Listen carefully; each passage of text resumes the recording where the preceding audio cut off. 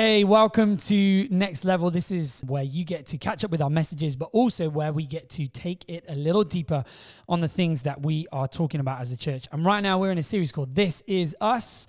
It's all about relationships. And I've got our senior pastor here, Gary Snowsall.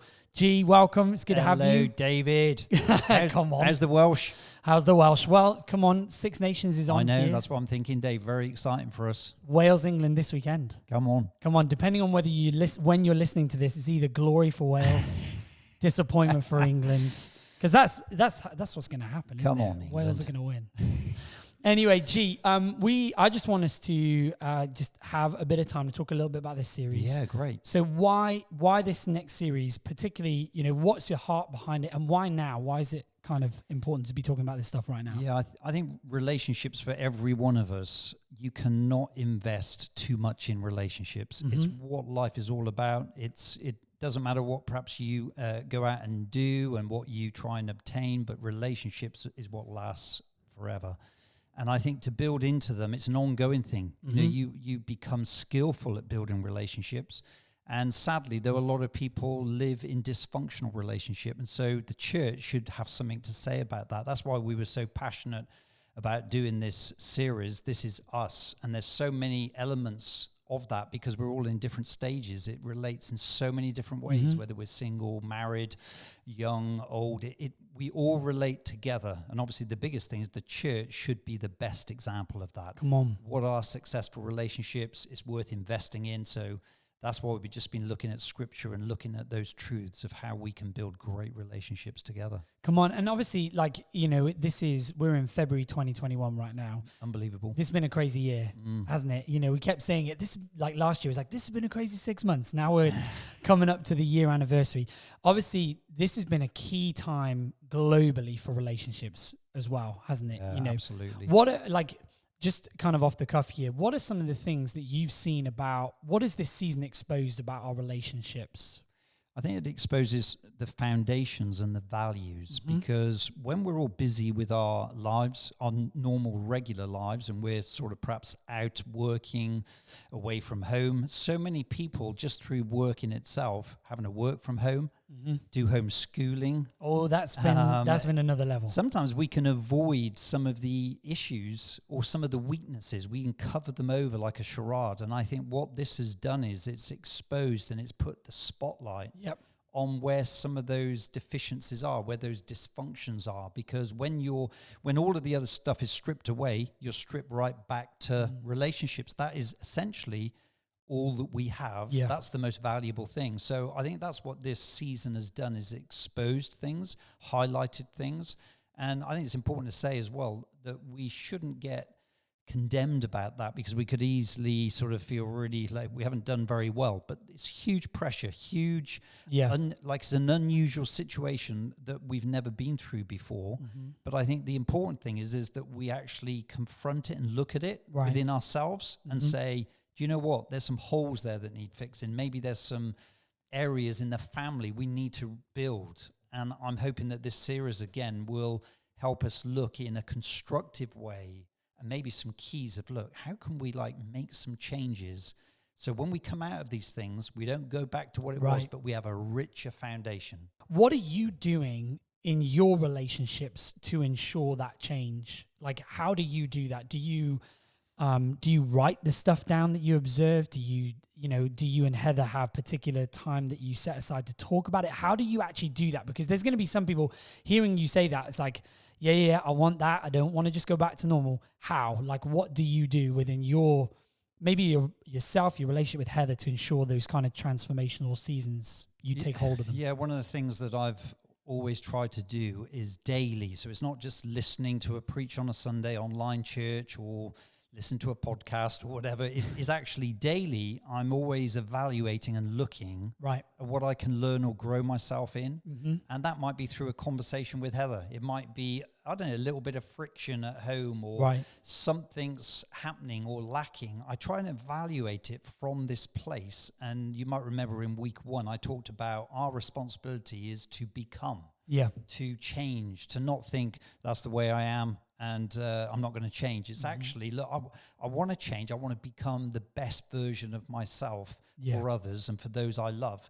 around me. So we have to evaluate, and I do that by writing things down. So I literally will use my phone, and I've got lots and lots of notes on my phone of when I'm challenged around certain reactions, behavior, deficiencies, or something I want to aim or aspire to. So if I aspire to that, those are the things that I want to, write down and aim for. Those are my sort of goals. And then what I'll do is I'll spend time, perhaps after a week, and I'll actually sit down and look at them in my quiet time of saying, how can I actually build that into my life? Because we love content. We love getting lots of new content. What we got being fed to us this week? What's the next message? But sadly, few of us actually put it into action. And I think this is a huge thing in this series is we've got to take note. We got to write some notes down of take action, share it with someone, speak it with someone. Heather and I will sit down and discuss something and say, look, how can we do this together? How can we be better parents? How can we improve on these areas? But you've got to take action. You've got to evaluate. Those are the things that I would do.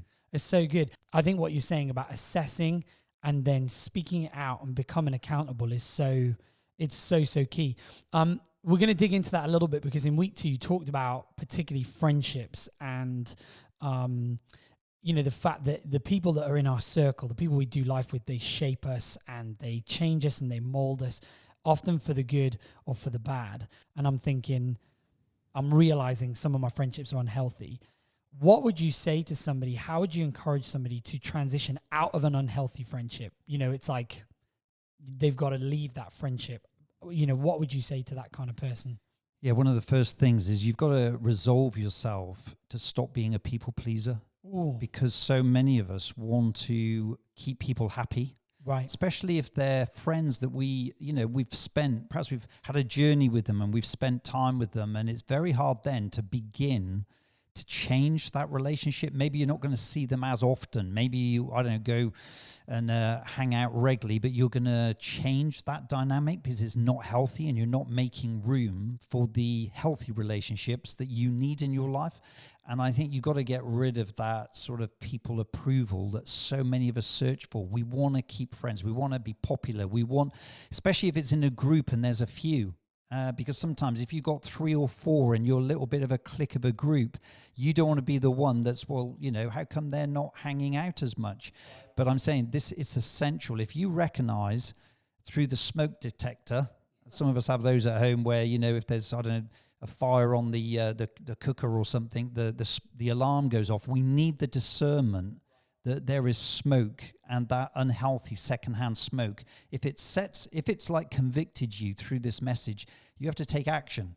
But if you're a people pleaser, you're going to dither, you're going to think, I don't know what to do, and maybe I'm going to offend them, and you worry about it. And there is a way to do it, but first of all, you have to get free from that because the decisions you make are going to affect, other people. There's something bigger around it. Yeah, that's great. And, when it comes to like this whole thing of people pleasing, I know you've shared with me before that was a massive journey for you as a pastor, not only as a friend. Are there any things that helped you get free? So obviously that's the first thing. I've got to get free from being a people pleaser. Like, how did you do that in the context of, when you were in that place, that journey? Any particular things you did or didn't do? Yeah, what we did is we recognized like a default to some of those unhealthy relationships that when we came out, we felt drained and we just felt it wasn't healthy. So we decided to actually fill our space with healthy relationships. So rather than just focusing on, we're going to have an excuse of why we can't hang out or do, with this unhealthy relationship, we filled it with intentional, healthy relationships. And one of the things I said is if you're lacking passion in your life and you want be around passionate people, if you want to sort of be around people with big dreams and great parents, be around people who are great parents with big dreams. It's like you've got to fill your diary and fill your space and your time. And what that will do is it will create then less time so you can say, actually, we're busy. And that's like a great positive way of doing it. Don't wait to be free. Plan and be intentional with those things. And that then has an effect on those other relationships. That's absolutely fantastic. So it's almost like in order to, because I think one of the things that people struggle with is if it's like, oh, I'm going to leave this relationship, it's the gap. And what you're saying is fill the gap, and actually it makes it easier. You're filling it with that positive influence and that positive stuff. Yeah, and I think, Dave, as well, that not all relationships are a definite cut and it's like that's finished. Some do. So there's some relationships we have to decide to finish and end, and it's just not a healthy relationship. But let's be honest, there's perhaps family and other relationships that we are family, and you can't choose family, but it's not always a healthy environment. So you have to reduce the amount of time that you spend. You don't have to feel obligated. You don't have to feel like somehow I'm not being a good daughter because I'm not going around every week or calling every other day, because that's what's expected. These can be also unhealthy relationships, and you've got to really be scaling that away. And it's not necessarily a cutting off, but it's a pulling back and beginning to control the health and life that's in your relationships. Yeah, I mean, I think it's absolutely fantastic, and we've seen circumstances in our life where, pulling back and filling the gap with something different has led to sometimes, the end of a relationship, but actually often it's led to transformation in the person that we've pulled back from. And I think that can again be one of the things of why we shy away from changing our relationships, is because we're worried what that's going to say to people. But actually, if you're pulling away from a relationship for the right reason, then actually potentially it's actually going to have a fruitful impact on that person that's currently you shouldn't be perhaps doing life with. I'd add to that is sometimes we think that an unhealthy relationship is toxic and it's just bad, but sometimes it's just that we're busied. We're busy with the wrong people in the wrong space, and it doesn't allow the room for those God connections or for God to bring something more healthy or challenging. And that also is something to think about, because we can fill our lives with people that we like being around. We got lots in common. We like hanging out. It's very chilled, but it's not growing us. If the relationship isn't really growing us, challenging us, sharpening us, I think there's also another question, because we can almost become stagnant in our own little pool when God is wanting us to really break out into a bigger area of influence. And if we look back and for the last 2 years, our growth has almost stayed the same. It's not unhealthy, but it's not healthy. Then I think looking at relationships, who we're around, how we invest in our time will be a big part of that. Because when you get around people who challenge and grow you, and there's something that pushes your full potential, you'll see it in your life. And that's always a good way of discerning, do I need to make some changes? That's great. So it's almost like measuring where you're at is a sign of what's around you, isn't it? Exactly. Yeah. I think, again, like friendships, so often they're a place of comfort, aren't they? And it's a place of acceptance. But change demands challenge to that. Yeah, like most friends, they will normally tell you what you want to hear, and they tend not to give you the prize. They're good at encouragement, but you imagine if you're going down the wrong road or you're compromising, it's often friends that will say, it'll be okay, I understand. And we use friends for someone that understands us, but sometimes we need someone that will challenge us and say, no, you need to go and sort your heart out with that person. I'm not prepared. If you don't do it, I'm gonna step in. That's like a quality friend. But I wanted to say also around the way we do some of this, because some people have heard this type of teaching before and they've thought, right, I'm going to cut this relationship off because it's unhealthy and it's toxic. And they go and create a fence because they do it in an insensitive way. And I want to really point this out, that if there are some relationships you need to change, you need to act with compassion. You need to be wise with your words. That's so you good. Don't suddenly speak to an old friend and say, well, you're pretty toxic, so I've been thinking I don't want to hang out with you so much now. That is not, right? That's not the heart of Christ. There is something about you bringing some separation and distance and change, but I think we have to treat others with honor and respect, because maybe they're in a place they're struggling to get out of. It doesn't help for us to take the higher ground and say, well, you're toxic and I'm moving on. I think there's something really wise around that and around our compassion and the way that we treat others. Yeah. Because I think you mentioned it, Dave, is that sometimes that distance or change can create a change in that environment, that person, and it can lead to transformation. And then, a year or two later, they come back into your world and you think, wow, that was a catalyst. But you've got to have it based in that love. You've got to have it based in that compassion of Christ. That's the way, I think, to do it. I mean, I think that's so good, and it's so important, because ultimately we always want to leave room for transformation. And sometimes if you burn those relationships in the wrong way, and like you said, I'm sure there will be times that you do have to cut those relationships and you do need to do them like radically, but 99% of the time it's not going to be that. And if we just shut and slam the door, we don't represent Jesus in the right way. What would you say to somebody who's trying to leave the right way, but they're also trying to, like, the situation's trying to almost like trap them? Like, what, how do you resist, or what are some of those things you need to look to resist in those situations when you're walking out of or distancing from an unhealthy relationship? Yeah, I think one of the things of a healthy relationship is you don't have manipulation in it. That's so good. And often manipulation is used through guilt. It's expectation. You failed me. You're not there for me. And I think whenever you get that language, I think you probably need to be encouraged that you're making the right decision, because it should never be that way. Is if you're trying to make a change and someone has the best, in heart for you, then there shouldn't be that reaction of, to make you feel guilty. I think that's like a great sign of, are you trying to control me? Are you there's something that you want to keep hold of me in, and that would be a big warning. And that's where you have to be free of this people control, because you perhaps want to do it nicely, perhaps you've tried to do it compassionately, perhaps you've tried to explain, but they don't understand it, and sometimes they will not understand it. I remember when it was my last year at school, I was 16 years old, and I had a best friend, played rugby with 5 years, and he was my best friend at school. And I shared my faith with him through those years, and he came to church, but never ever was, open to the gospel, never chose.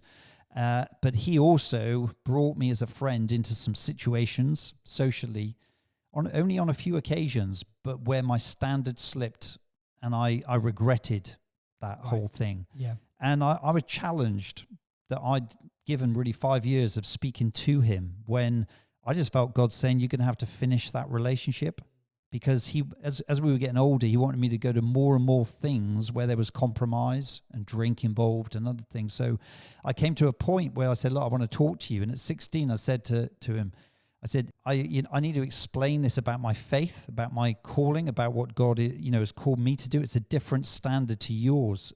And when we fellowship together, as in we hang out together, I compromise on some of those things. And I'm going to have to change that, and I'm not going to be able to hang out in the same way. I can't come to those places. And he struggled, and he didn't understand it. And I did my best, but he was offended because he couldn't understand it. But it was from making those decisions that actually led me to meet Heather, because I found myself in the right setting of where I actually met Heather, who become my future wife. And I don't think I would have ended up there if I hadn't have dealt with that unhealthy relationship and sort of move on from there. So that's why it's so key. I mean, it's massive, isn't it? And you just think, you talked, whether you've used this phrasing or not, you talk a lot about like almost the domino effect of our choices. And you just think that one decision not to walk away from a relationship, it could have cost your marriage, like the amazing 5 boys you have, the grandkids, the church. It's just profound. And I think that's, if you're listening to this and you are in a position where this is challenging, and that there are relationships that could cost this, I think let that sit heavy for a minute, because again, I think often these decisions were very immediate. So it's like, I don't want to lose my friendship with, but actually, no, I don't want to forfeit the fullness of God. Exactly. And that's a great way to put it. Yeah. It's like you could have it's the bowl of soup analogy. Yeah. With Jacob and Esau, isn't it? Esau? My goodness, I can't even say the right name now. It's that whole thing of having immediate satisfaction, immediate ease, or long-term fulfillment. And I think the same applies around, the unequally yoked. It's like we know, and it is so important. And I want to thank you for some of the feedback we've had from some of our guys, just the fact that we're clear about what the Bible says about that we should not be joined with an unbeliever. And I think we can easily have a great friendship with someone from the opposite sex and just think, hey, I'm going to show God to them. We've heard this all the time. I'm going to, they sort of believe, they got some faith. And I think if we go out together and we hang out and one thing leads to another, and before you know it, they drift through the back door and you think, what happened? And it's relationships are powerful. But in the same way I mentioned, you could be with another Christian. It doesn't make it right. You've got to really check what's the DNA in our life? What is the thing that I am choosing to build and go for? And if that doesn't balance, if it's imbalance with that person, then I think you could end up in trouble.